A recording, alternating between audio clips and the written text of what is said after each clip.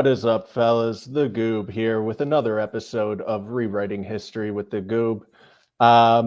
Today we've got a presentation by Gulag Kulak, one of the viewers of the channel. He's going to be presenting some findings of Dr. Kusch over in Austria. Well, you're going to learn about it from Gulag Kulak, but some very interesting things, a lot of underground things, which is an area that I'm very interested in. So I'm excited to hear about that. But before we get into that, quick announcement. Forgot to turn my light on here. I'll go ahead and do that. Quick announcement about the 16th. On the 16th of next month, I will be having Dr. Elizabeth Weiss on the show, or Weiss. I'm not 100% sure how to say her name. And she has been fighting NAGPRA for a decent portion of her career now. So she's like the ultimate person to have on to talk about NAGPRA, and she's going to be telling her story. So I'm very excited to hear that and interview her, especially because everything I've said about NAGPRA, I believe is accurate. I believe I've been presenting and not misrepresenting or exaggerating. To the best of my knowledge, I've been presenting the true account of NAGPRA and how it's affecting things. But there are a lot of contradictions, even in the legal documents from the federal government themselves. And, you know, there's the fact that NAGPRA only applies to artifacts and remains that are found in federal land or on reservations, tribal land.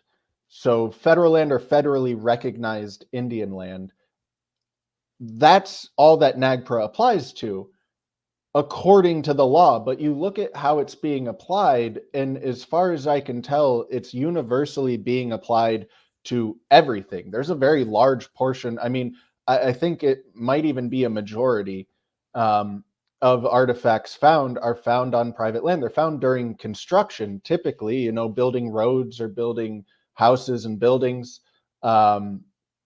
That's when a lot of these artifacts and ruins and, you know, ancient things are found.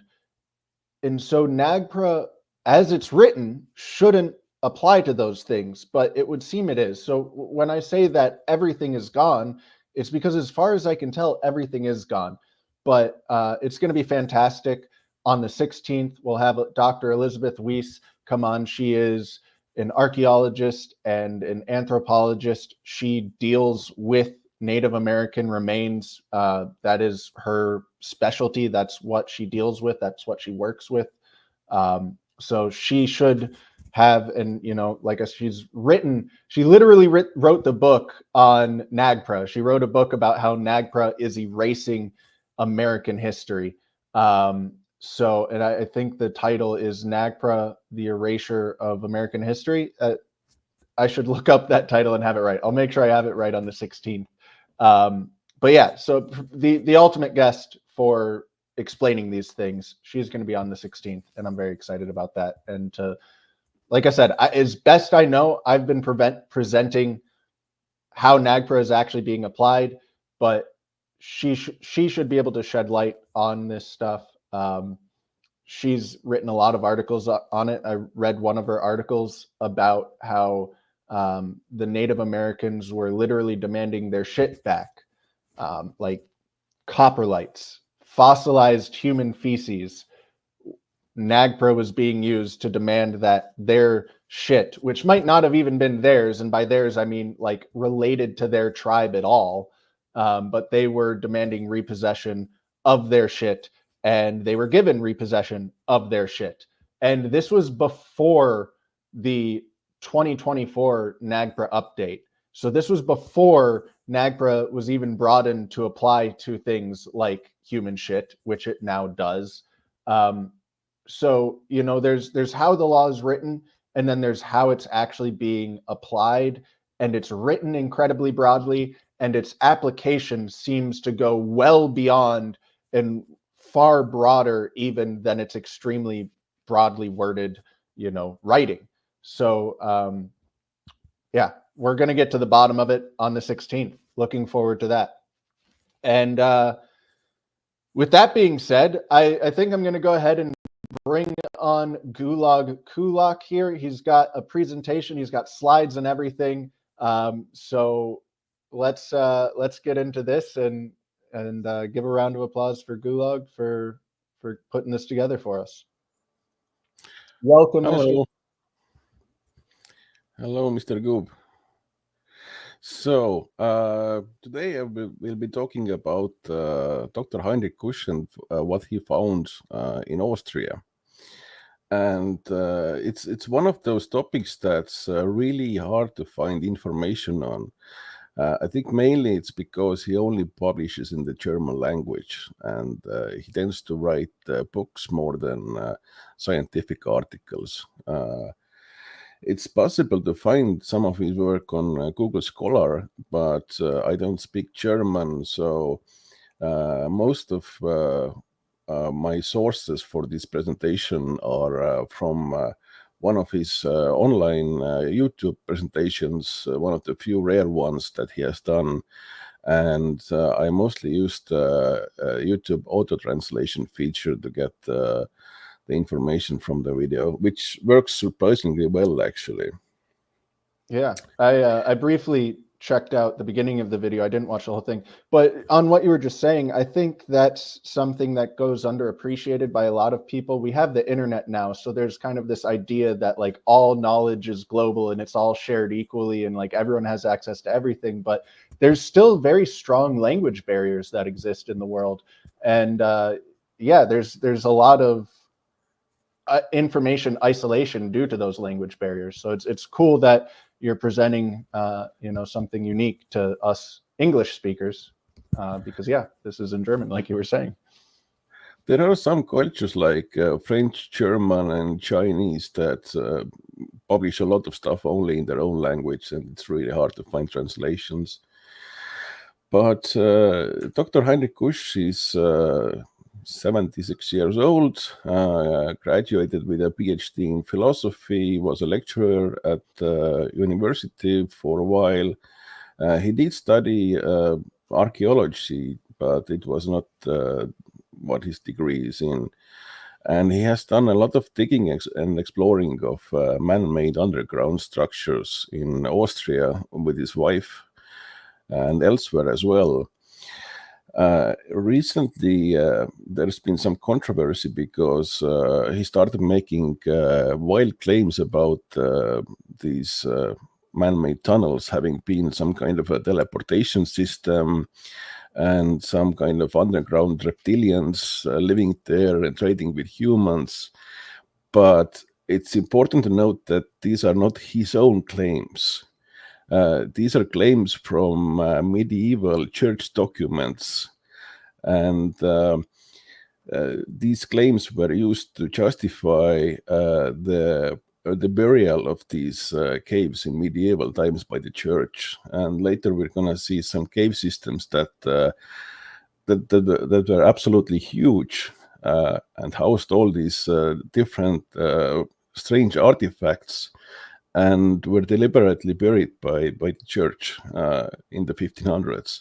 There's Okay, even so his wild claims are really just him reporting on research that he's found from the past. Yes, Gotcha. there's this old German guy who spent his whole life translating like a whole cubic meter of medieval church writings originally in Latin. And that's the source of most of his wild claims. Interesting. Dr. Kusch has written a lot of books about underground structures in different parts of the world. Here's a small selection of some of those. And when I went into this, my main question was, does he have any interesting claims that are backed up by actual science, like something we can look at, some data we can analyze, stuff like that. My presentation is based on his presentation, which is on YouTube. That's the title at the top and the link at the bottom if anyone's interested. And I'm going to start with a few pictures of man-made underground structures that, based on terrestrial cosmogenic nuclide dating, are 10,000 to 20,000 years old. So we're talking about very early ceramic culture, probably some leftover Neanderthal populations or something like that. Very early populations, very early culture in Europe. You said cosmogenic dating? Is that what you said? Yeah, it's called TCN, or terrestrial cosmogenic nuclide dating. I don't quite understand how it works. That sounds like lining up to the stars, but you're maybe not. I mean, cosmogenic. I think it's somehow they are determining when a rock face was first exposed to the sky, basically. Okay, luminescence dating is another term for that. Then Might be.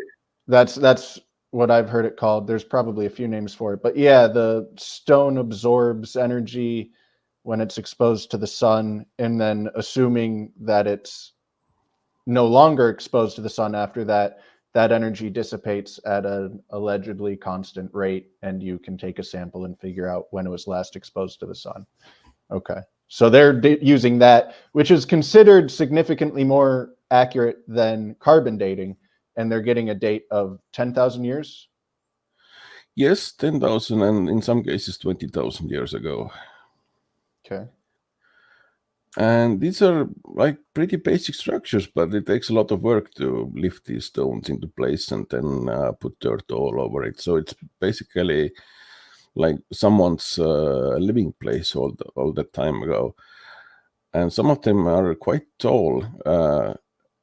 In one of the other videos, he speculates that they first built up the wall with smaller stones, then lifted the heavy, big stones on top past the roof, and then covered it all with some dirt and grass. I was just going to say these are similar to some of the mounds, I think, in Scotland, maybe not, but somewhere in that area of the UK. They've got some of these things where they're these big domes, and exactly as you described is how they assume they were constructed. I think I've seen something similar in the Iberian Peninsula as well. Yeah. Sometimes they used actual, either they dug into the rock or they used natural caves, and they added some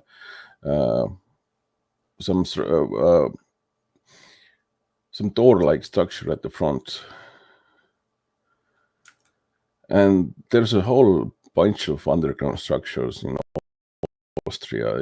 There's a small map showing the locations that we actually know about.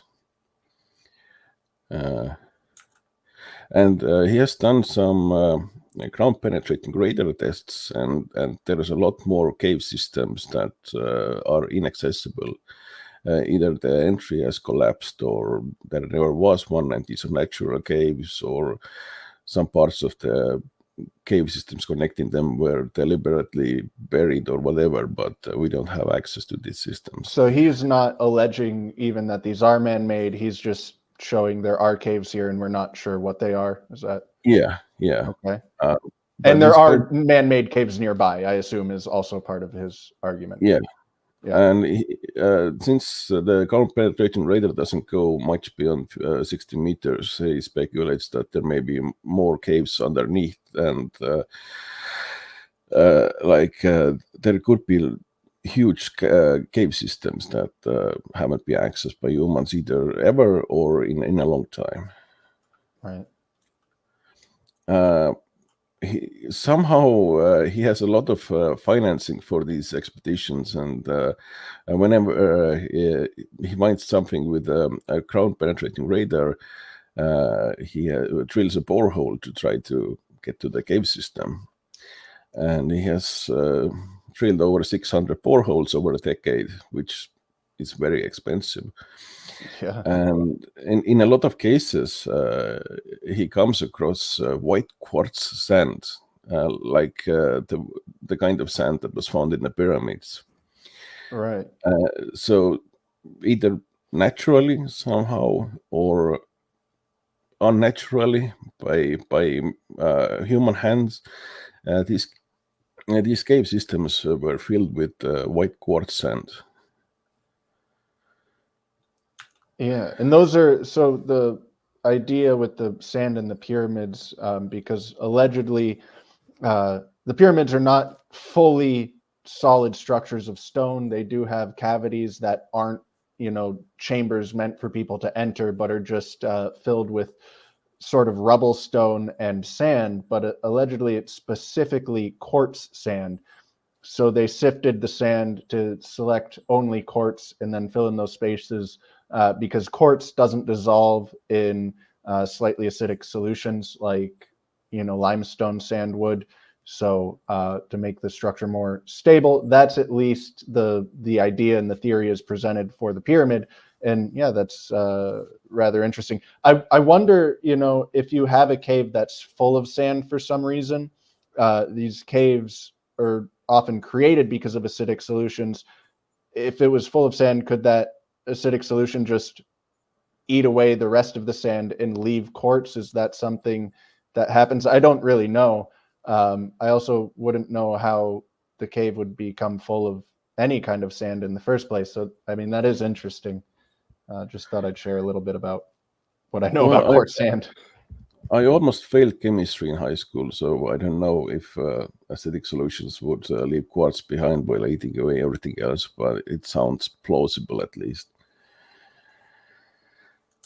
This is one of the more interesting caves that he has found. I mean, it looks entirely man-made, and yeah, the walls are like very similar to what has been found in Asia.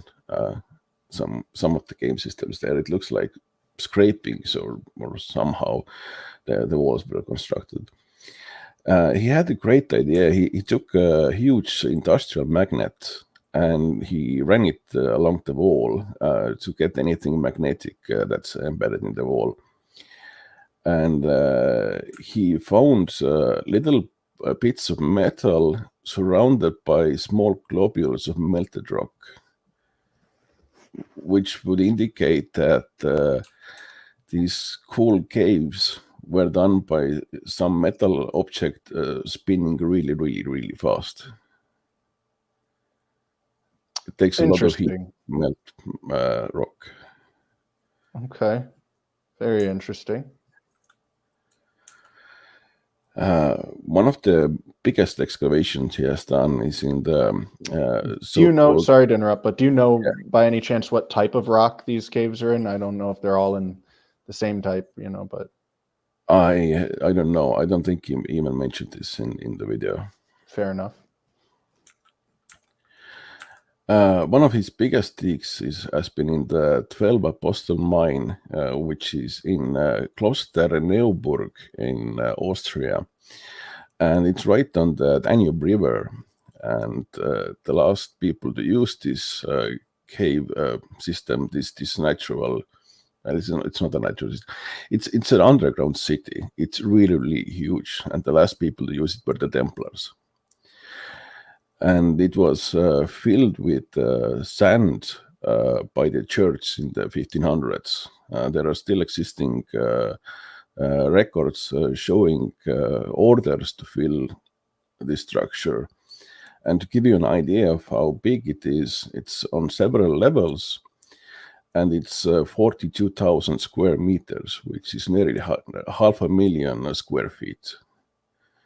And that would take so much effort even just to fill it, much less construct. Yes. Maybe they just sealed the entrances. I don't know. I don't know if they filled the whole thing or what they did. But yeah, if they did, that would be a lot of effort. They filled the whole thing, and some of these rooms are 6 meters high. Wow. This is what it looks like after some of the sand has been pulled out. Man, that's pretty beautiful. It was used by the Romans. The Romans even installed underfloor heating systems in some of the rooms. And later it was used by the Catholic Church and the Templars, and then in the 1500s it was filled in. So this is what it looks like. It's filled into the ceiling with sand. They're taking it out slowly. Wow. They've been able to find, yeah.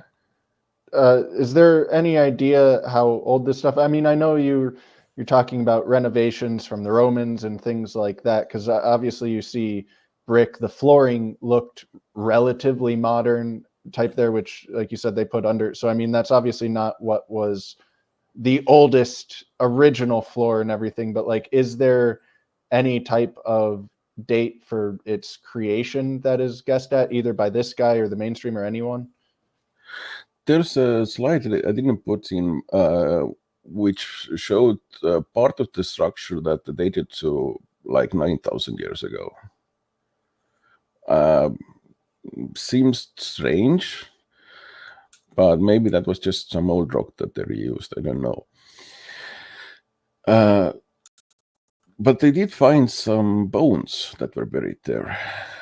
And I think the radiocarbon dating for all the organics in the cave system are in this underground structure are really badly done. We'll get into that later, but basically says it's like more than 49,000 years ago, which means it's beyond the radiocarbon dating range. Right. So there's no carbon-14 left in the sample, allegedly. And just theoretically, if those bones were that old and they were found in the cave, which I believe is what you are saying, then obviously the cave is that old, or the structure, whatever you want to call it. Well, maybe someone found old bones and reburied them back when they were. I suppose that is a possibility as well. Yeah. Yeah. I didn't put this in as well. People should check out the original presentation, but there are some high-speed tool marks on the bones as well, showing that some kind of a rotary system was used to cut them. I do see just like this surface right here does appear to be rather flat. Yeah. I don't know if you can see, but the viewers can see where my mouse is, at least, I believe. But this was also found there. It's brass alloy with high aluminum content, and we didn't have aluminum metal until the late 1800s, and even back then it was really expensive to make. The modern world is full of aluminum because we figured out a system to use electricity to make aluminum metal, which is really expensive and requires a lot of electricity. So Russia was the forefront of aluminum production? Well, the original, I think it was in Europe that they figured out first with mercury and chemistry how to separate aluminum from its ore, and later they used electricity. Well, so somewhat related to this is the aluminum wedge of Iud, which is found in Romania, which is not far from Austria. But I was looking more into that for this show, and I've presented it several times on the show as an example of a good oop art that is hard to explain, but it really looks like an excavator tooth, which is apparent on first glance. The reason I had dismissed it is because of the way the aluminum alloy was presented. It doesn't match any known alloys, but this thing was found in 1974. You just said aluminum was only first used in the late 1800s. Yes. And so obviously this is older than 1974. It was found then. And there are aluminum excavator teeth that are made because they spark less than steel. So the idea of some, strange alloy that is on the forefront of this technology that's being actively developed, it's not like a settled thing yet, being found. I think the aluminum wedge of Iud probably is just a modern excavator tooth, because it really truly does look like one, even though an exact match hasn't been found for that specific tooth. it looks very, very similar to other ones. So I was excited to present that, especially when you showed this in the Discord, because this is in aluminum alloy, just like the aluminum wedge of Iud, but I think the wedge of Iud is modern. This, however, doesn't look, it doesn't resemble anything modern that I recognize, and it does, as you pointed out, resemble the Peruvian mace heads quite a bit. That are you did a really interesting presentation about South American artifacts, metal artifacts, a while back. And yeah, it reminded me of that as well. But it could also be like a mace head or a weapon of some kind. Do you know the size by any chance? No, it has no size reference for this. Yeah.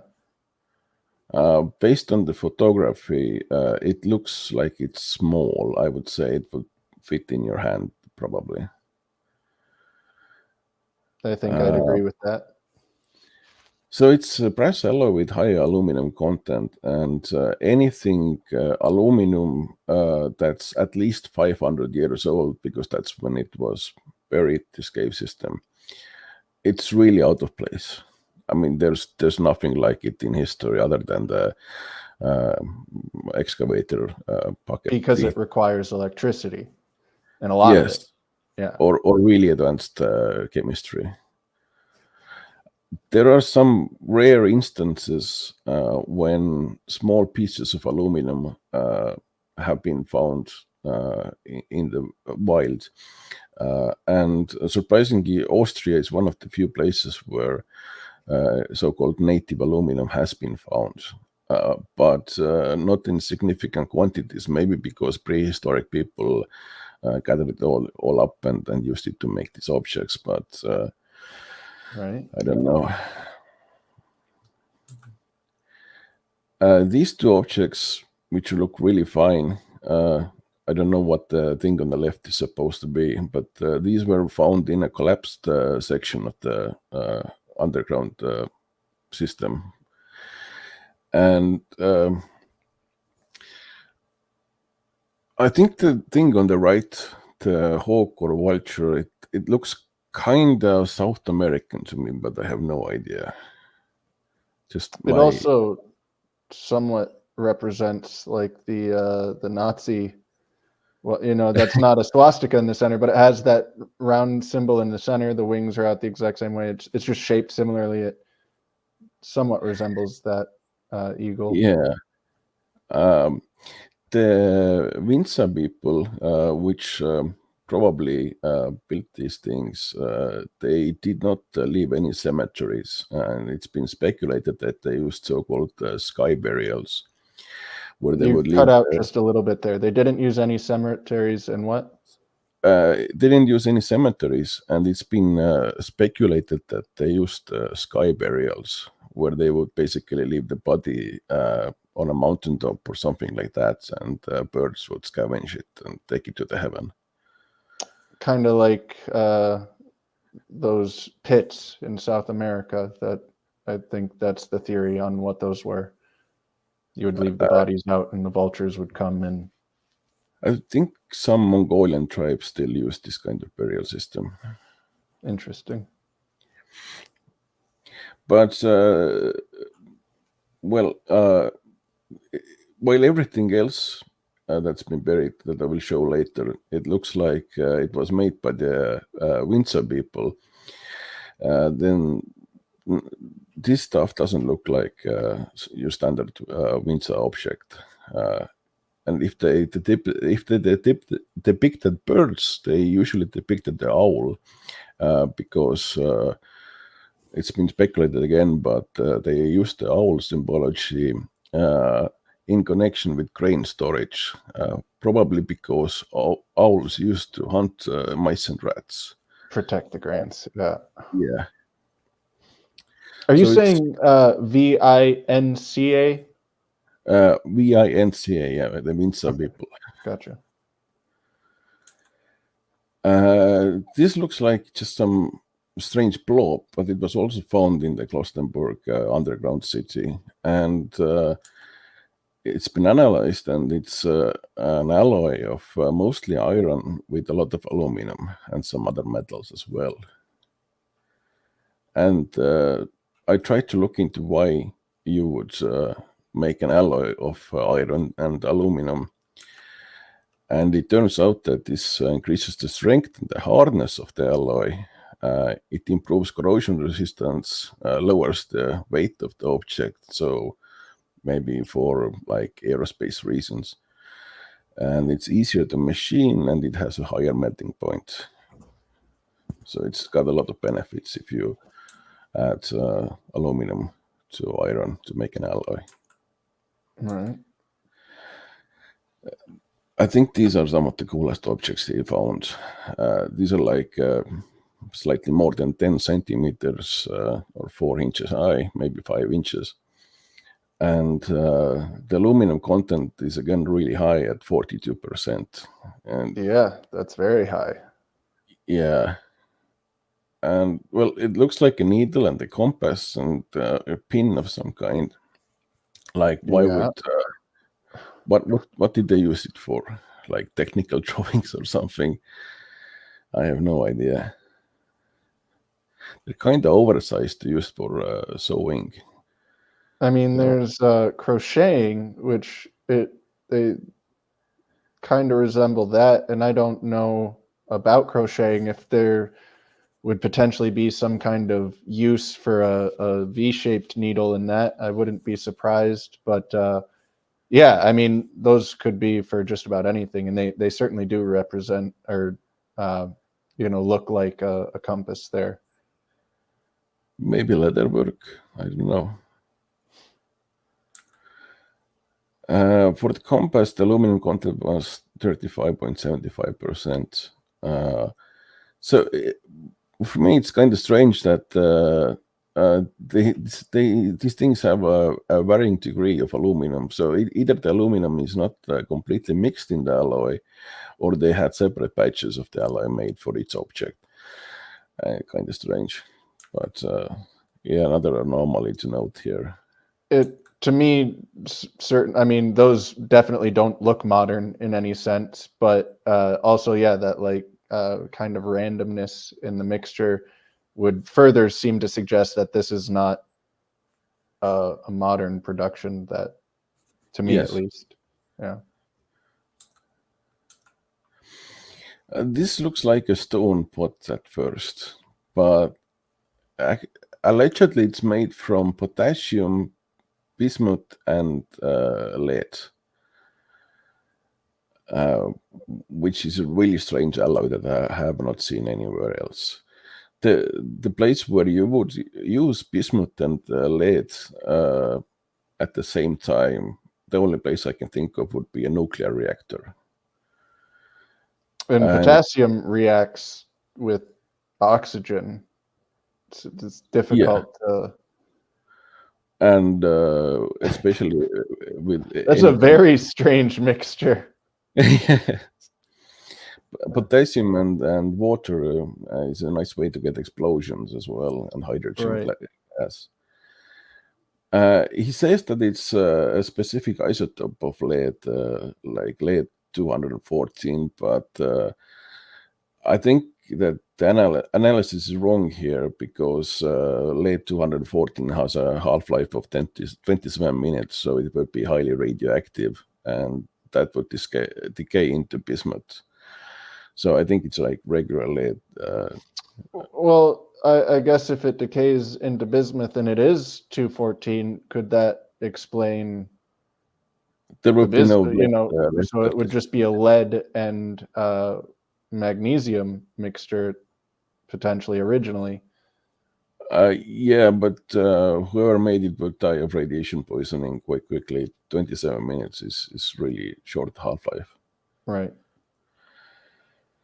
So yeah, it's a very strange alloy. It's metal, not stone, and yeah, the only place we would see at least two of those things would be in a nuclear reactor. And there's on one of the tablets he found, there's a depiction of the same pot with wires coming out of it.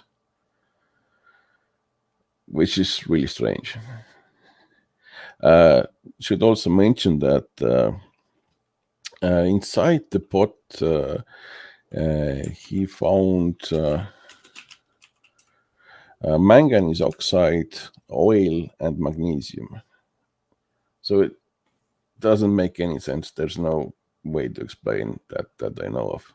Yeah, that's a very, very, I mean, I don't think you provided any date. I'm guessing he didn't provide any type of dating context, but for any time period, that would be a very strange artifact.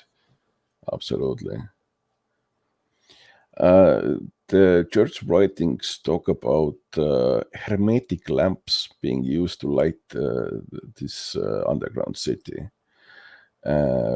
So he speculates that the pot was some kind of a battery that was hooked up to a lamp of some kind, and he found some glass objects there as well, which I think look medieval to me, but I'm not an expert. So yeah, this depiction on the tablet might be the pot being used as a battery with wires coming out and a light bulb, but it could be something entirely else as well. We have no idea. It's a pretty crude drawing there. Yeah. The glass is interesting though. He called it forest glass, which is a specific kind of glass that was used in medieval Europe a lot.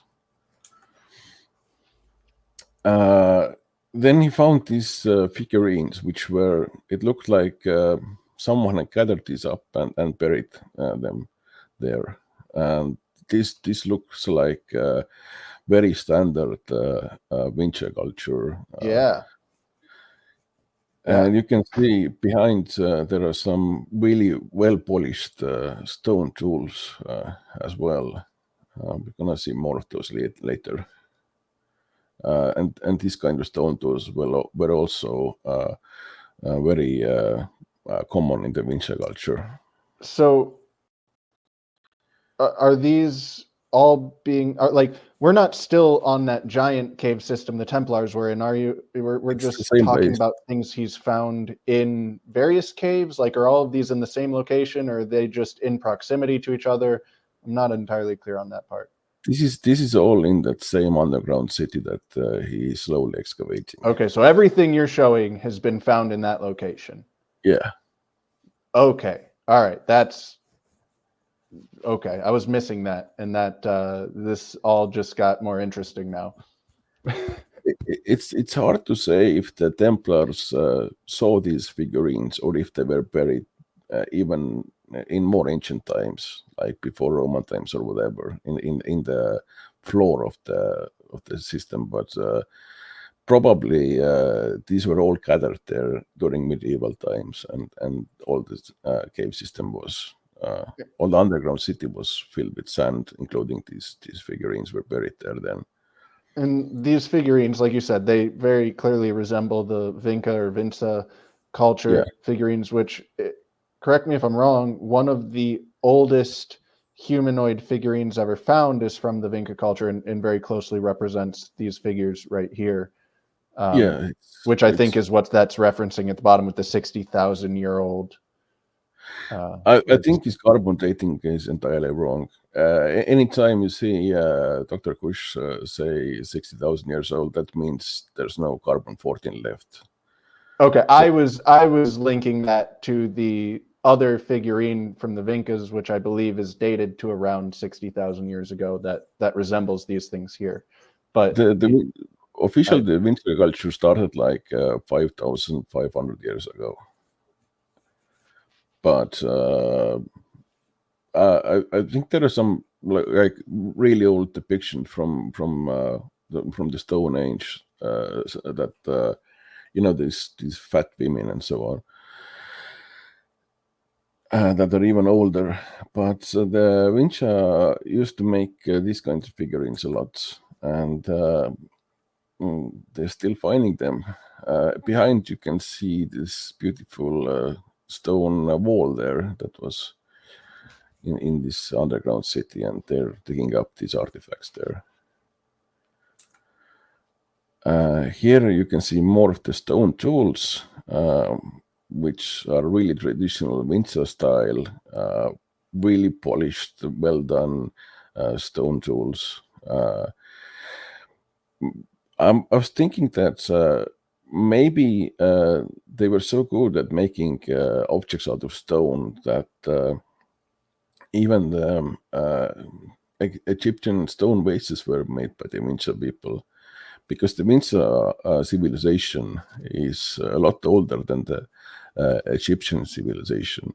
I was going to ask, are those all stone vessels on the left there? They kind of look like they are, but hard to tell from just the I picture. think they're ceramic. The Vinca were making ceramic objects at an industrial scale. There are places in the Balkans where you can go and walk in a large agricultural cabbage field and find Vinca pottery shards and Vinca stone tools just on the ground, huge amounts that are still found every day. Okay. By the way, I looked it up quickly on Google, and yeah, the Vinca figurines, these clearly do represent them, but yeah, they seem to go back 7,500 years, not 60. I think I was mixing things up a bit, but yeah, those are very clearly Vinca or Vinca figurines. One of the interesting things that he found was a mammoth tooth. That's in the bottom left of the image there. That was buried alongside Vinca figurines and stone tools. And some of the objects had wood inside them, which would mean that the wood was buried with the figurines, at least. And he claims that it's older than radiocarbon dating can determine, but it's wood. It's wood, yeah. But I think he does the dating wrong. He mentions in the presentation that he doesn't like to drill into objects that he finds. So I think he's just taking surface scrapings sent to radiocarbon dating, and you really have to break off a piece or drill into something. Radiocarbon dating is a destructive technique. Yes. He doesn't want to destroy things, so he gets the wrong date all the time. But yeah, a 56,500-year-old splinter of wood is definitely suspect. Yes. You'd think it would have either rotted away or become petrified in that amount of time, and it doesn't seem to have done either of those things. So yeah. More figurines. And here's a figurine with actual wood bits embedded in it, which looks very much like the Vinca used to make as well. So if we could do some destructive testing on that piece of wood, we would probably get the correct age there. I'd be really curious exactly where these figurines are being found in the structure. You know, if they're being found under, you said there's multiple levels, right? If they're being found, under the floor of the first level, that's different than if they're being found on the lowest level under that floor, right? That would mean that the entire structure probably dates back 7,000, 5,000, 6,000 years, something in those range with the Vinca culture. If it's found near an entrance on the first floor, maybe potentially they just dug out that part, and then the Templars or someone else came out and expanded it. But if these are found deep within the cave, then this is a very large structure that was created a very, very long time ago. That's a very good question, and I don't know. He doesn't mention where exactly in the structure these were found. I'm guessing that this information is probably in his books. Yeah. Some of the cave walls had some wooden beams in them for structural support, and well, the dating is still wrong. That looked like it might have been petrified, though. So quite old, maybe. It's hard to tell just from a picture, but yeah. And the bottom of this ceramic vessel is colored with cadmium, which is really bad for your health, Yeah, but the it good looks stuff. great. It's amazingly difficult to get cadmium, not just because it's illegal nowadays, but you have to shift through a lot of dirt to get like 1 gram of cadmium. You need like 16 tons of dirt. There are places on Earth where you can find cadmium as tiny yellow crystals, but they are exceedingly rare and very highly sought after by collectors. So maybe ancient Vinca people explored the mountains, found some yellow crystals, thought it looked nice, and made some paint out of it. Maybe that's the explanation for the high amount of cadmium on that thing. There's more animal figurines that look very Vinca as well. Some more pottery that looks really interesting. And a depiction of mother with child, which was very, very, very common in the Vinca culture, exactly like this. The one on the right almost has a lion-esque face to me. You know, it kind of looks feline. It looks like there's like a triangle nose that sort of kind of looks like a lion or tiger's jaw, and then maybe those are the ears and eyes coming out. The one on the left is rather alien looking to me. Both are interesting. Yeah. Very interesting. On some of the more detailed Vinca figurines, you can see that these things are supposed to be wearing masks. So it's like they were depicting humans with masks. Right. Still Not some literally. odd proportions there. Really long neck on that one on the right. Yes. Yeah, but you know, I when I was presenting the Peruvian gears, those pictures kind of are reminiscent of those. They had the figurines with odd proportions. They're somewhat cartoonish. I wouldn't say it's a 1-for-1 match, but it's somewhat reminiscent of those very old Peruvian figures. Kind of similar, yeah. On the right there, it's a very standard Vinca idol. One of the things about these kinds of Vinca idols that have been found in the Balkans is that there's very little detail on the back of the figurine. So it was probably placed in a corner or a niche of some kinds, and you weren't supposed to see the backside of it. Here are some stone tools from the Balkans, from the Vinca culture, highly polished stone tools. Those are really good looking tools. Yeah, it's like 5,500 PC, and they were really good at it. So it wouldn't surprise me if they also made the stone vases from Egypt. And here we see some comparisons. On the left is the Vinca culture from the Balkans. On the right is what Kusch found in Austria. Pretty much. I mean, I absolutely see the resemblance. They very clear. The Vinca culture is a very distinct art style. And while I'm like, yeah, these are somewhat reminiscent to the stuff in Peru, like, no, these are a 1-for-1 match, in my opinion, with the Vinca culture. Yeah. There's another instance of very similar objects found in the Vinca culture in the Balkans and what Kusch found in Austria.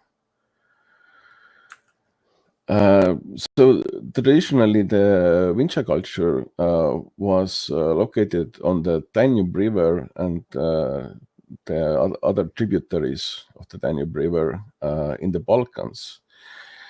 And this is the accepted area that the mainstream archaeology talks about when it comes to the Vinca culture. But the Danube River is actually the second longest river in Europe, and it goes all the way from the Balkans to Switzerland. through Austria as well. And the Vinca culture people, it has been alleged by some archaeologists that they were the first people to start mining for copper underground. So the first mines in the world were created by the Vinca. And it would make sense to me that they would travel upstream on the Danube River, and they would look for places where they could find more copper ore. So going upstream to Austria, to the Inn Valley, where we can find some of the oldest copper mines in Austria that are prehistoric. That would make a lot of sense. It's not very difficult to find copper ore. You just look for green rocks on the ground, and then you start digging. So it's not like rocket science. Yeah, there's I don't know how much snow you get there in Austria, but yeah, there's you can look for areas on the ground. If the ore is close to the surface, it absorbs more heat, so the snow will melt faster there and stuff. Yeah. The Vinca people did a lot of trading as well. And it would make sense that if they had a colony in Austria that was mining copper, sending the ore or the final ingots downstream to the Balkans, to their main cities, then they would trade it for grains and other food stuff and send it upstream to their mining colony. Do you know the time period for this? 5500 BC to 4500 BC, probably somewhere there. Okay, so that is, yeah, definitely very early copper mining. Yeah, some of the oldest copper mining in the world. In the Inn Valley, there's the Inn River, which connects to the Danube, and that's in Austria, and some of the prehistoric copper mines have been found there.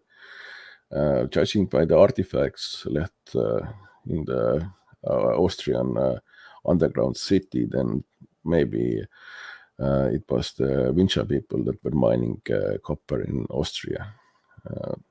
There are some academic articles about this as well. If they don't have a better candidate, I would say that you're making a pretty good case for it. That makes sense to me that this could have been the Vincas. The river systems in Europe were basically the superhighways of ancient times, and people migrated and traveled and traded along the river systems. I mean, even in the Viking Age, the Vikings used a river system in modern-day Russia to go all the way to Constantinople and back, and did a lot of trading that way. The oldest writing system in the world, and we can't read this, but it was invented by the Vinca people. And the oldest symbols that they used for writing include the swastika and the squatting man as well. And the circled cross. Yes. See there? Yeah. Which was later an alchemical sign for gold. The most common Vinca symbols, you can see, some of them look like runes as well. Yeah. The life rune or whatever it was called. And they used very many different symbols. Over 100 have been documented.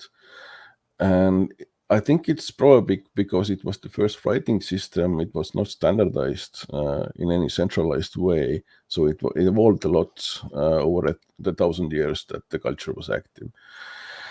And yeah, we have no idea how to read any of this nowadays. But there are some really strange and uncanny similarities with other alphabets. Like some of the symbols seem to have carried over into Etruscan, Aramaic, Greek, and even Cyrillic languages.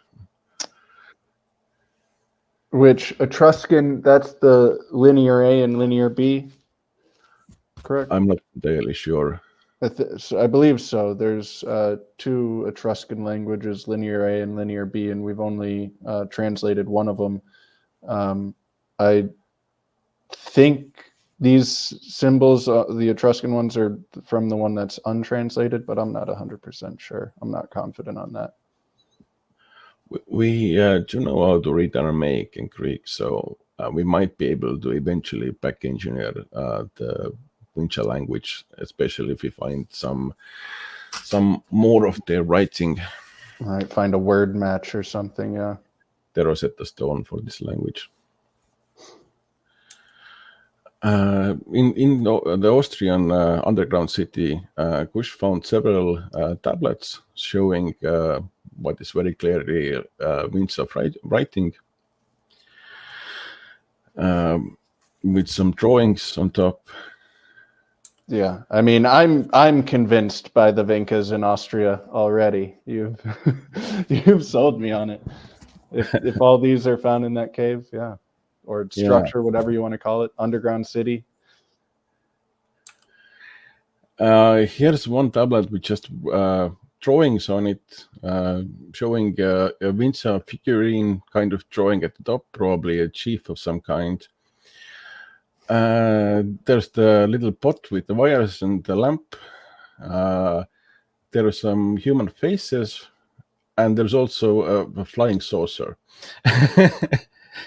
Yeah, that's a very interesting, very amateur looking. I mean, like the faces are childlike in their drawing style. That's an interesting combination of different things.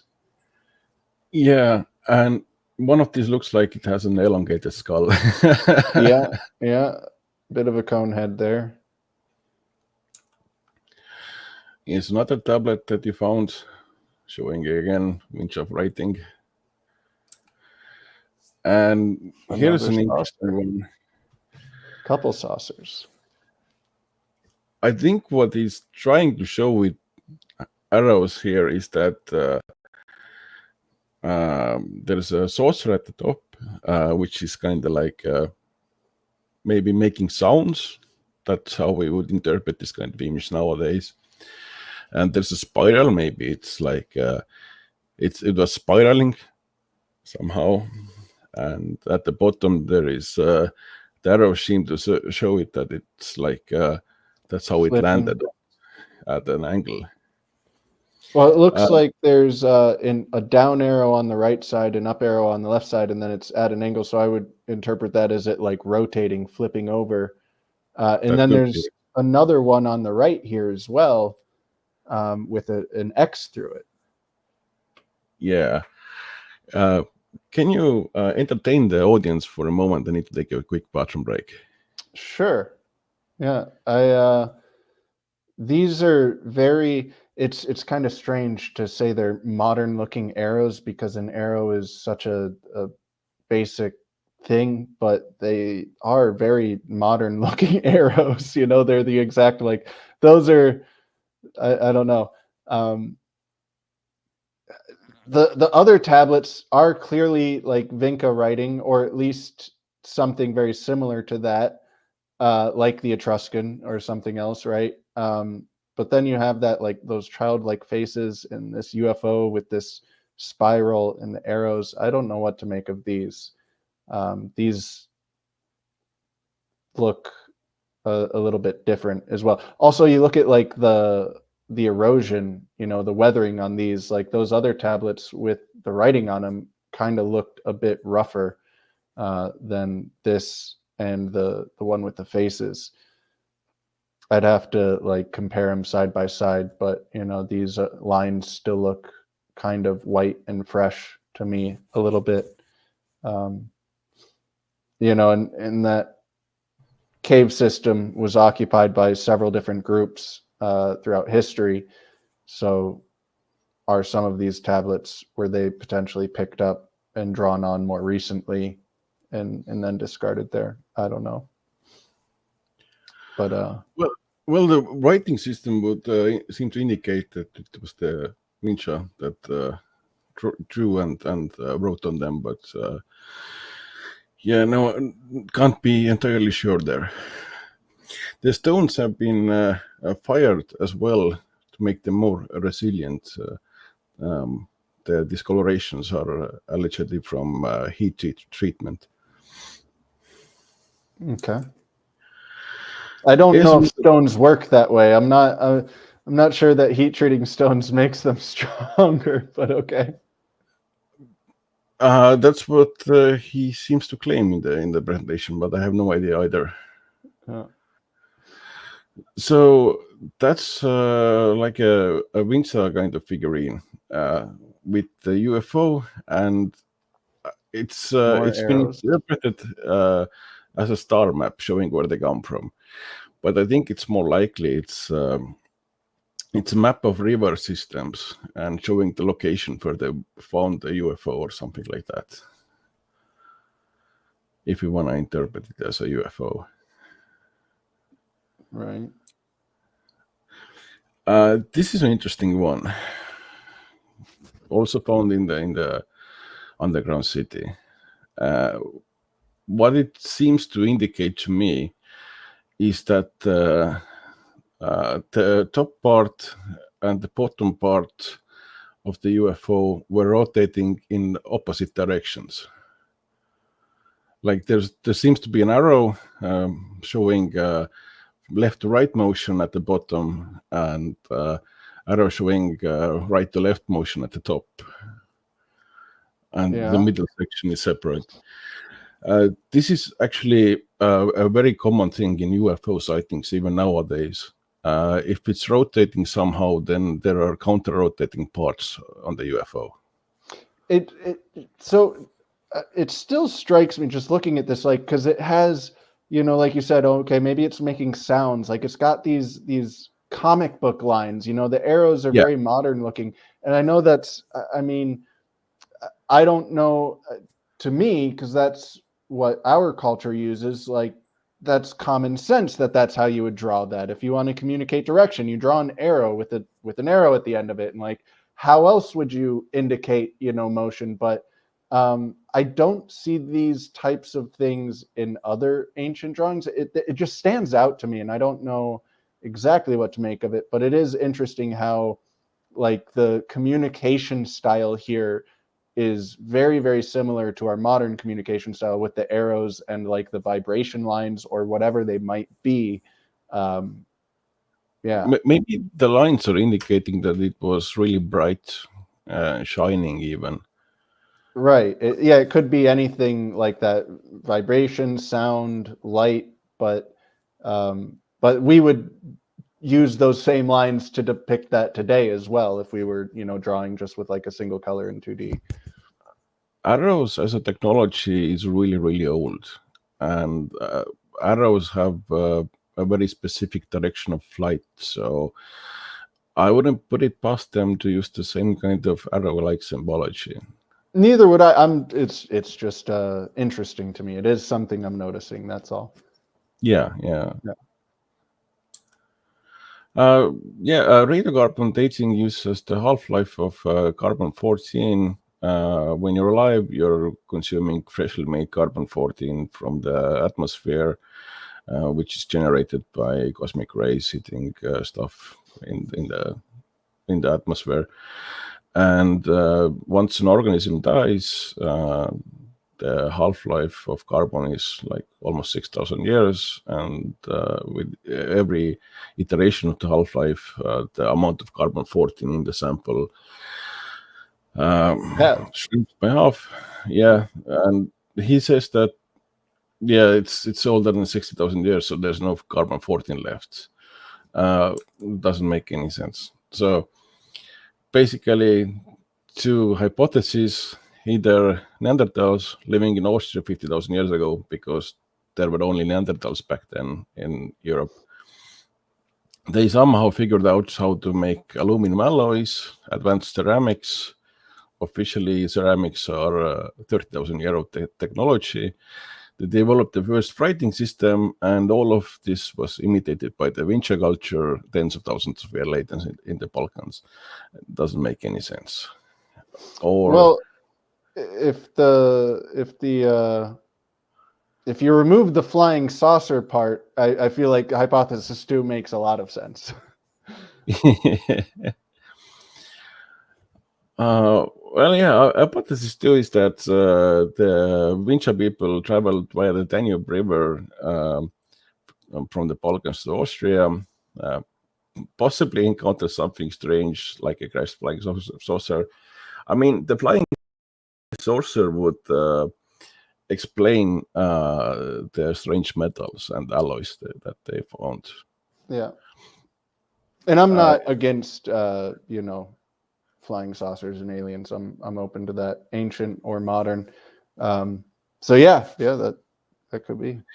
Maybe they even found some rotary tools that they used to carve those really nice caves where the archaeology in the vault shows that something was rotating fast enough to melt rock. So, yeah. Yeah. And basically they just messed up carbon-14 dating. That would make most sense. There is some evidence, seeming evidence for advanced metallurgy during the Ice Age, like 50,000 years ago. Just to entertain Kusch's hypothesis here, these two papers were shared by Graham Hancock on his video where he debunked Flint Dibble's lies during the Joe Rogan debate. And there seems to be a very clear record of metallurgy in the ice cores, including like aluminum and so on. So, yeah. Yeah, those were some pretty significant spikes. Yeah. Another question I asked is there anything that can force carbon-14 to decay? Like, let's say all this stuff is actually 5,000 years old. 5,000 BC. It is Vinca culture, and the carbon-14 dates actually come back as being completely devoid of any carbon-14. Let's say they didn't mess up the testing. As far as I can tell, nothing in standard physics can explain how something can become completely devoid of carbon-14. There's nothing in standard physics that can make unstable isotopes decay faster. There is potentially more mechanical explanations, and I don't know if any of them would apply to any of these objects, but just like leaching the carbon out. So if it were, submerged in water or some other solution that in whatever the material is, the carbon potentially could be leached out. It depends what material you're working with, what solution, and all that. But there are ways that new carbon can be introduced to these objects, and there are ways that carbon can be leached out of these objects. But I don't know, like I said, if that would apply to this or if it can be leached out completely like that. I think it's more that it can sway the results, not necessarily totally remove it. So. Yeah. I mean, if it was like showing 20,000 years old and these were in wet soil or something, then. But he's saying zero carbon, which. These objects showing zero carbon-14, which is like, yeah. It could be heavy lead contamination, but that wouldn't make any sense as well. I mean, there are just too many objects that are old here. Most likely whoever did carbon-14 sampling was just incompetent. So we don't know how UFOs work. So maybe if malfunctioning UFO can, if it crashes, explodes somehow, maybe it can force unstable isotopes to decay in a wide area. There is some cutting-edge alternative physics research which claims that you can induce nuclear decay. And there are actually some US government, what do you call them, when the government asks for a private industry to invent something. Basically, US government is asking companies to develop technology that would make nuclear waste decay faster. And there's one startup at least that's trying to do this using some kind of electromagnetic process. Well, that's also the whole premise behind nuclear energy, is it not, as using nuclear decay to chain reaction other nuclear decay.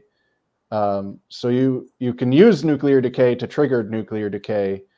Yeah. But that's the only process I'm aware of, and I guess that only works when your fuel has a certain concentration, it's not applicable to the spent fuel, right? Yeah. So yeah, I guess that's irrelevant to what you're saying. If anyone's interested in this line of research, you should look into Bob Grenier. He works at the Martin Fleischmann Memorial Project, and I think he's live streaming right now as well. He does weekly live streams where he discusses this kind of technology. So most likely conclusion from Dr. Kusch's research is that a previously unknown Vinca copper mining colony in Austria that might have harvested a crashed UFO for its rare metals and created out-of-place artifacts with it, including aluminum alloys. That's just my opinion. Yeah, I mean, the aluminum alloys are definitely a question. They have, my gut tells me they are probably really old. Like the inconsistency of the metals in those needles. Yeah, I don't know. And then you have the figurines. So I think at the very least that this guy is showing pretty definitively that the Vinca were in Austria. Yes. I think that's the very least that he's demonstrating here, and pretty convincingly demonstrating. And then there's a lot of very interesting questions that are left after that. So regardless, this guy is doing good work, because the Vinca in Austria, that's rewriting history right there. Absolutely. I think your camera froze. I see that. All right. I don't think there's much I can do about it. I'll One remove last. myself and re-add myself. All right. One last slide, which I wanted to be the takeaway message here. You should look into the Vinca culture. It's really fascinating. It was really huge. They had huge cities before Egypt, before Babylon, before the Sumerians, before all the Mediterranean cultures. They had written language before Egypt, before cuneiform. Cuneiform kind of looks like it ripped off the Vinca script. Yeah, okay. I've read a little bit about them, but I definitely don't know them. I will be looking into them a bit more. And they are really interesting with their lizard figurines, whatever you want to call them. Like you said, I guess they're representing masks, but they are still very interesting how they're very like reptilian and strange figurines. Absolutely. Yeah. So that's all for my presentation today, and I hope everyone enjoyed it. And if you have any questions, I'm not an expert on anything at all, but well, let me go ahead and share the link, because I haven't done that yet. But yeah, if anyone wants to call in, go ahead. And I thought that was a fantastic presentation.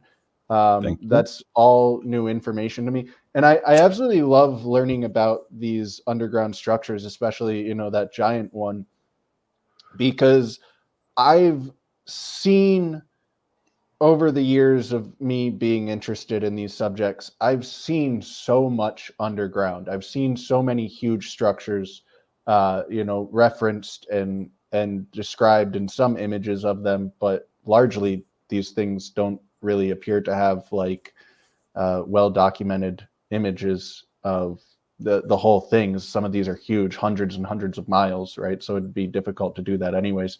But like trying to now find them again and research them and learn about them now with the funneling of the search engines has become really difficult. So it's like, I know there is so much from the ancient world going on underground. I know it's out there. I know it exists. And I can't really present a lot of it to you because I can't find it again. But there is so much going on underground. Like this structure, crazy. It's not really all that unique in that there's a lot of really, really big, impressive structures underground from the ancient world. But yeah, this was very interesting. I really enjoyed your presentation. Thank you.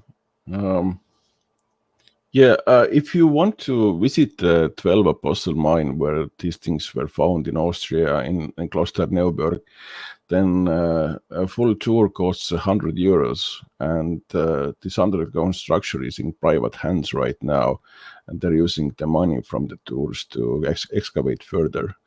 So the money is going. It's expensive, but it's going in for a good purpose. Right.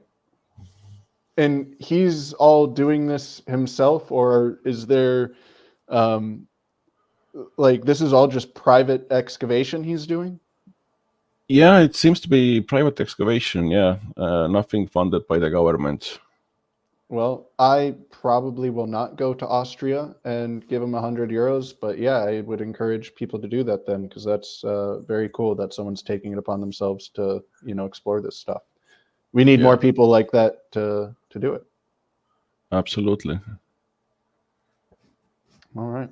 Well, yeah, does anyone want to call in? Does anyone have any questions for Gulag? I think I asked my questions along the way. Hopefully I wasn't too annoying interrupting you. But no. You powered through. You did a great job with the presentation, even with my interruptions. So you were the perfect host. Good. I don't have experience interviewing people, so it is a new thing to me. And yeah, hopefully I do a decent job. I'm not entirely sure. I'm looking forward to your next interview with Dr. Elizabeth. Yeah, I think in a perfect world, I'd love to have her on like 3 different episodes. I'd love to have her on one episode just to tell her story. It is really crazy. I don't want to get into it now because she's going to share it. But like one of the things that happened to her was she was banned from accessing her research because they banned menstruating people. That was their wording, menstruating people from the building. So they literally, this university banned women from being inside the building that actually had all of these artifacts in them, which is absolutely insane. And it was all just because she was being a rational, reasonable person. So I would love to have her on, tell her story, and then on the next episode, just talk about NAGPRA, because I have so many questions about NAGPRA. And then it turns out, as far as getting an archaeologist to answer my archaeology questions, she's like the perfect person to do so. Her work focuses on the Americas and Native Americans, and I have a whole lot of questions, especially about like ancient Hebrews and if she's found any type of genetic things that might suggest there could have been other groups of people here. And I don't know if I'll be able to answer or ask any of those questions. We'll see. I might ask her if she'd be willing to come on another time, but I'm very excited to talk about NAGPRA with her and get to the bottom of that. Banning menstruating people sounds really crazy. I mean, is it like a biblical command where during menstruation you're not allowed to have women in a temple or something? It's exactly like that. So yes, the Native American, which isn't, they made up a Native American biblical command that women are unclean, when they're menstruating, and so they can't handle the artifacts because that's unclean. But that wasn't even a thing in Native American culture that was like made up by them and then instituted by this university just to get back at her. They really went crazy. And she makes a great argument that I didn't think of at all, which is really fantastic about NAGPRA, and you could relate it to this menstruating thing as well, which is that it's a violation of the First Amendment, the separation of church and state. Giving all of this deference to Native American myth over scientific, knowledge is a violation of the First Amendment. And it might not seem that way because like we treat the Native American myths totally differently than religion. And like NAGPRA, it really seems like there's this aspect to it of, no one would ever take these Native American myths and religions and stories seriously. And because they're so obviously ridiculous, like we have to overcompensate and encode in law that you have to take them seriously. But if you did this, say, for the Mormons, right? If you had Mormon mythology overriding scientific discovery, and you go, no, you can't go by the science, you have to go by what the Mormons say, that would so very clearly be a violation of church and state in the First Amendment. But for some reason, it didn't even occur to me that that's exactly what's happening with the Native Americans here. So yeah, I'm sure she'll share many insights and a lot of wisdom on that subject, because that's what she's kind of dedicated herself to. That's actually a really good point. I had not considered the church and state separation thing in connection with NAGPRA at all. Yeah, it's giving power to a religion over the government. Like it is dictating the government's actions via, Native American religion, which, yeah, it doesn't occur to us that that's ridiculous because we put them in a different category. But like if you do it with Mormons, it all of a sudden becomes very ridiculous. And then you realize that's the exact same thing. Yeah, absolutely. Yeah. Yeah, religion should definitely stay out of politics. But yeah, politicians are still humans, and religious lobbies have a lot of political power, so it's difficult. So Michael Galunas is asking in chat if you're familiar with the Michigan copper mines, which I think are potentially the only older copper mines that we know of in the world other than the Vinca.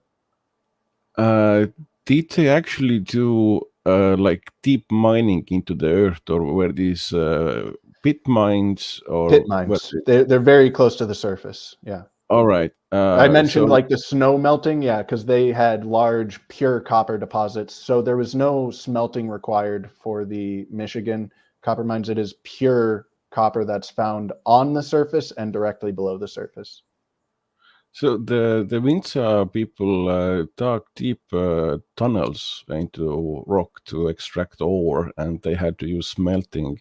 So the technology used in the Americas, in Michigan, was a lot simpler. Yeah. Yeah.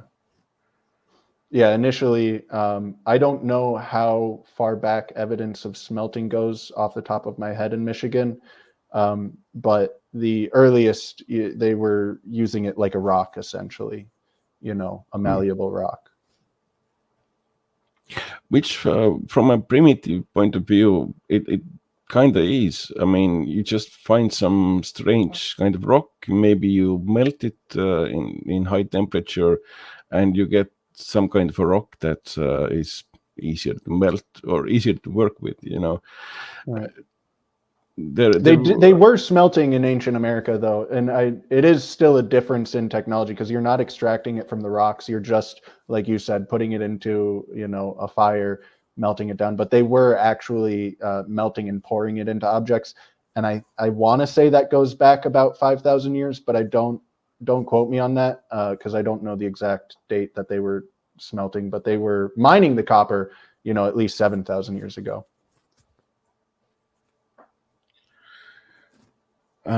Michael also asks if we have Vinca metal artifacts. I have not found anything from the Balkans that looks like Vinca metal artifacts. But what they are excavating there is mostly stuff that was either burned down and built upon, or basically they're garbage. So you wouldn't find anything that they valued really highly, like a metal that was recyclable and which they exported as well. The Google AI or Brave AI is telling me that they do have copper axes going back 5,500 years, and they have evidence of copper smelting, slag and stuff that goes all the way back 7,000 years. Yeah, they definitely it's smelting there and exporting. But watching the documentaries, they definitely show mining and stuff like that. But I didn't see anything like figurines made out of copper or tools made out of copper. Maybe they're just like more rare. Yeah, they mentioned some beads and bracelets and stuff, but those are 4,000 BC, not quite as old.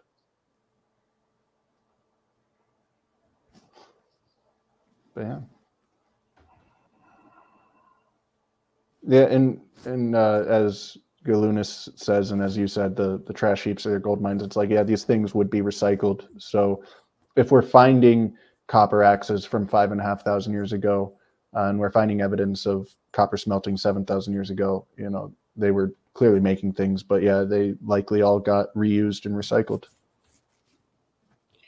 A while back, I was looking into when was iron first smelted from ores, and there's some interesting finds in Africa showing iron smelting, what looks like evidence of iron smelting like 9,000 years ago. Very few isolated places. So maybe someone was experimenting with like meteoritic iron back then as well. But yeah, hard to tell. And then, you know, the ice cores showing all of those elevated metals. Yeah. Who knows how far back these things go. And the Vinca culture is about 7,000 years old, I believe. Is that correct? Yes, right now, yeah. 7,500. That was the earliest remains that have been found in the Balkans. And they seem to have set up cities in the Balkans because the land was very fertile, and they were growing all kinds of crops there, including flax to make linen clothing. So yeah, huge settlements, huge cities, very organized. One of the Quest for Vinca documentary shows the planned villages that they had, the planned cities, were basically the small groups of houses, probably built around like families and different members there living together, and they were very organized in their building. They had 2-story buildings with different families living on different floors, and they had huge herds of cattle as well. So these were people who had a very high quality diet made of grains and meat and probably fish as well.